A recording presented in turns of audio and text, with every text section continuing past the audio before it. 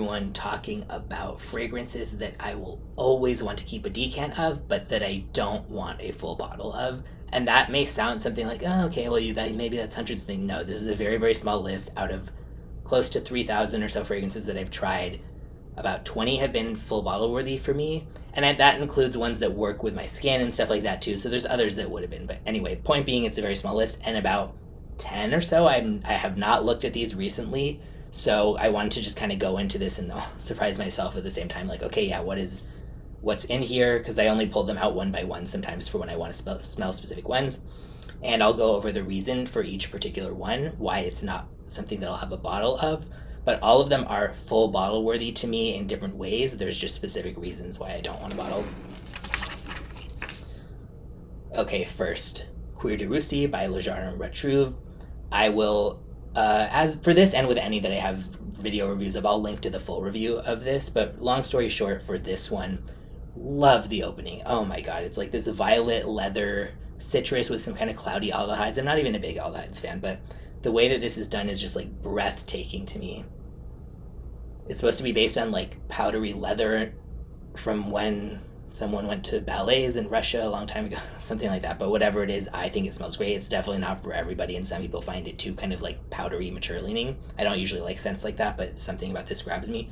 But for some reason, just like it kind of gives me a headache or makes me feel a little nauseous when I smell it for too long at a time, like as a literal physical reaction, not like it smells so gross, I feel nauseous or something. Just like it smells good the whole time to me, but there's something about it, it's just like too much or something like that, too intense.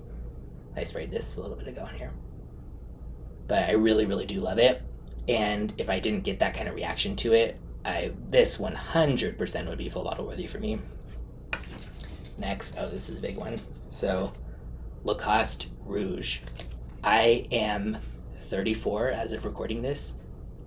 For like 10 years before getting into fragrance, this is the only scent I wore. And I don't mean to say that in a way of like, because this deserves to be the only thing you should wear for a decade. But it was kind of like, I remember, yeah, whatever it was, like whenever this came out, I got it. Went to Sephora with my now wife, and I literally, this is not an exaggeration, sampled 60 of the men's fragrances. Did not like 95% of them. Some things never change. I'm still very picky about what I would consider full bottle worthy, but this one was by far the winner. It was like, oh, I love that, and my wife liked it too, and she's also very picky. I didn't know about like openings and dry downs and heart phase in the mid and everything then, so somehow I still didn't quite realize it even after wearing it for 10 years, even though this is absolutely not linear. I would kind of notice like, oh, I love the beginning, and then it felt like, I don't know, I guess I get sick of it after a little bit or something. But no, I think it's more just like I don't love the dry down as much. This opens with, oh, so good, like a pepper, ginger, mango vibe, and I would love to see that vibe in more things. First of all, you rarely find mango in anything that's not somewhat feminine leaning. Certainly not often in outright masculine leaning ones.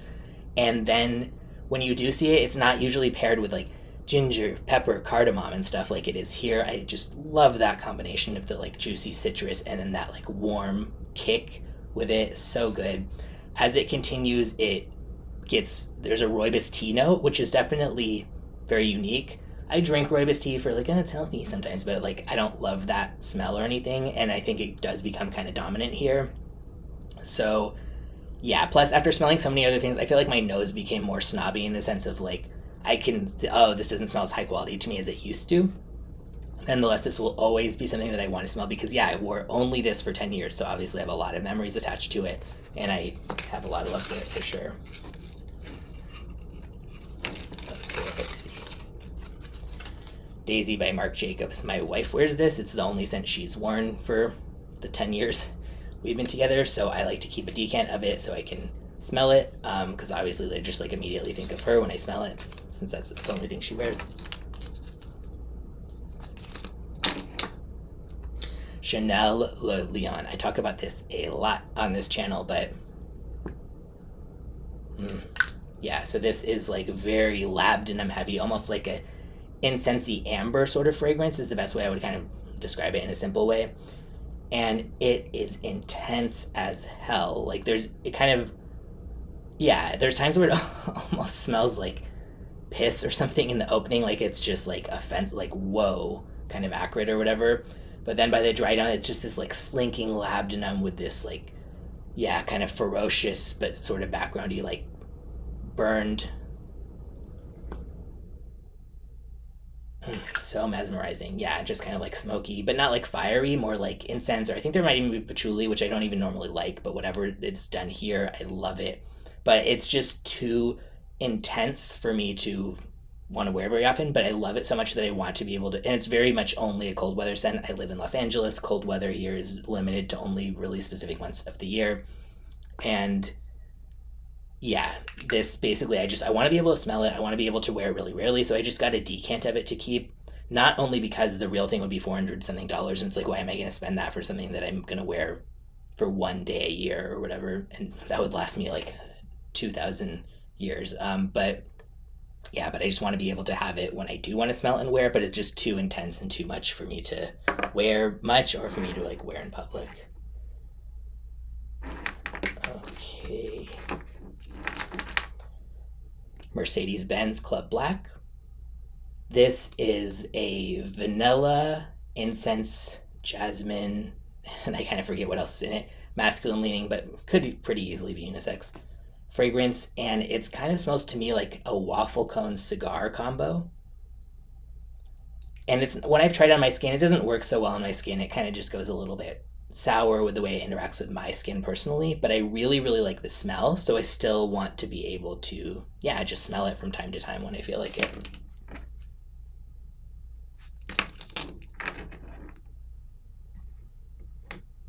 Dior Cuir Cannage. This is kind of like a violet or maybe iris and leather scent, and it reminds me, even though I hated it at the time, when my mom would love going to certain like, you know, boutique used clothing stores or something like that, and like all the leather bags or shoes or boots, whatever they would have, it's reminded me of this smell, and I really didn't like it at the time, but now it's kind of nostalgic. So I think it can be fun to keep around a sample of a fragrance that you wouldn't want to wear, but that smelling it gives you like a hit of nostalgia. I mean, that's pretty cool to be able to have something in a bottle that you can immediately kind of bring certain memories about just from quickly smelling. So yeah, that's not something I would wear, but I do really like the smell of it. But the main reason I keep it is for the nostalgia factor. Next, Philosykos by Diptyque. I'm sure most people watching this are familiar with this. Creamy, woody, tropical fig scent. Absolutely love it. This was kind of probably one of the first niche fragrances where I was just like, oh, what? That is amazing. Unfortunately, it does not work with my skin. And I ended up liking Acqua di Parma Fico d'Amalfi better where as a fig scent for how it interacts with my skin. This one doesn't smell as good on my skin as it does on the test strip. Doesn't mean that would be the case for you, but just everything's different with everyone's skin. But I love it so much that I just need to be able to smell it from time to time.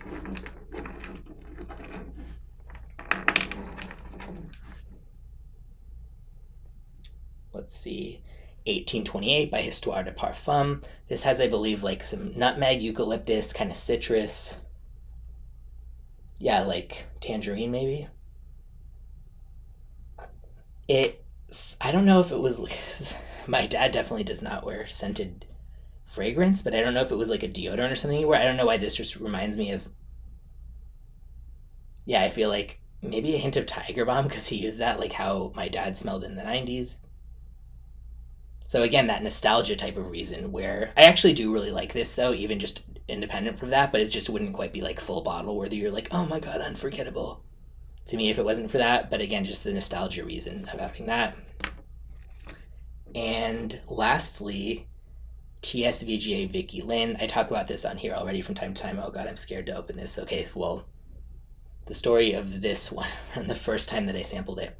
So this size. This is not the original one that I sampled because I always have extras of this too so I can send it to people to be like, you won't believe how smoky this is. This is the type of thing, you know, tiny ass thing and just like a little thing. I opened it, got a tiny sliver of a perfume test strip, dipped it in, and my wife messaged me from the other room, did you just blow out a candle? It smells like something's burning. with 2 doors closed between us. Not an exaggeration. There has never once been a time where anything like that happened with any other fragrance out of, however many 2,000 plus that I've sampled while she's been home or whatever. So this is apocalyptic. I mean, even compared to like Zoologist Tyrannosaurus Rex, but it smells like the most authentically forest on fire burning scent I have ever smelled. Still, even after trying so many fragrances since I tried this, it still holds that title. And I love it, but there's no way that I could wear this. It's not even saying like, well, I could wear it if I'm at home and no one's like, this is just so potent that first of all, if my wife's home, no, like that's whoever's here. I don't even want to bother like my dog or cat by wearing this around them.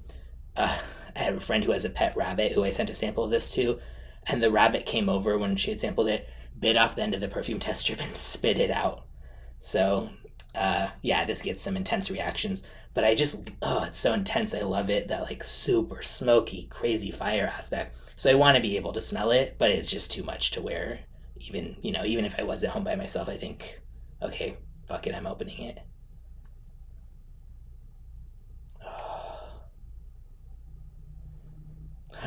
Like burning pine tar. Yum.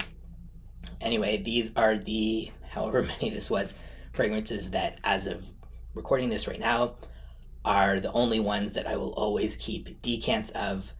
Anything else, there's plenty that I really like, even like really, really love, but that aren't quite full bottle worthy, but that for whatever reason I don't care enough about keeping a decant of.